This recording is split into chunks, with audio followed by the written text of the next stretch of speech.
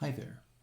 This is Dr. John Whitcomb talking about how HDL cholesterol relates to insulin resistance. And that's the engine that drives heart disease. This is a little bit wonky to understand, but it really gets around to the fact that measuring total cholesterol is almost meaningless, and focusing on statins is the wrong story. It's focusing on metabolic dysfunction around glucose, and that's exemplified by HDLs. And we've known since about 1977 that low HDLs are a big problem, and that's the real risk for coronary artery disease. And it's more accurate to look at your HDL to triglyceride ratio, or triglyceride to HDL ratio. And if your HDLs are about equal to your triglycerides, you probably have no metabolic dysfunction at all. But if your triglycerides are more than double your HDLs, you're probably making coronary artery disease as you speak, and your lifestyle choices with food are a problem. So here's the wonkiness, here's the basic science. Did you know that every cell in your body has about 1,000 LDL particles that are delivering cholesterol to it? You need the cholesterol for your cell membranes. And you have about 10 HDL particles for every LDL particle. They're just smaller, but there's a lot of them. And their job is to scavenge any leftover cholesterol that's exported out of the cell they don't need and take it back to the liver for reprocessing. So cholesterol is a very necessary ingredient for cells to grow properly. So far, so good.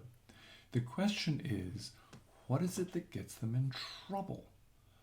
And the issue is it comes from stickiness. When your LDLs get sticky, and LDLs get more sticky and bound to proteoglycans in the intimal space when it's enriched with apolipoprotein ApoC-3, and that occurs with insulin resistance. The question is, what else is the problem? Well, so increased ceramides, which are real waxy proteins. You know, baby's coated with ceramides when it's born. They're real waxy proteins that make your mitochondrial and cellular membranes much stiffer. And ceramides also go up and make your cellular structures much more rigid. And so they're not flexible, so they don't work as well. And that's part of that metabolic dysfunction. What percentage of Americans are metabolically healthy? About 12%. 88% of us have some degree of metabolic resistance. And you can measure it. You can measure it by checking your insulin level. If your insulin level is over 5, you have insulin resistance, and you're beginning to go down that slippery slope. The average American's at 12. And the normal range in many healthcare systems is between, they say insulin between 2 and 25 or 28, something on that order. That's just nonsense. Healthy is when you're below 5. And you can measure it by measuring your HDLs, by measuring your insulin, by measuring your A1C. Each of those give you a separate particular picture, but that explains the mystery why there is increasing data that shows that people who live the longest actually have a total cholesterol of 220 to 230. That's because they have large, fluffy, harmless LDLs that aren't sticky. They have low ceramides, they have high HDLs, they have low triglycerides. So if you want to look at a single number, or any single numbers, look at your triglycerides, see if you can get them below 80 or 90 or 100. But way below 150.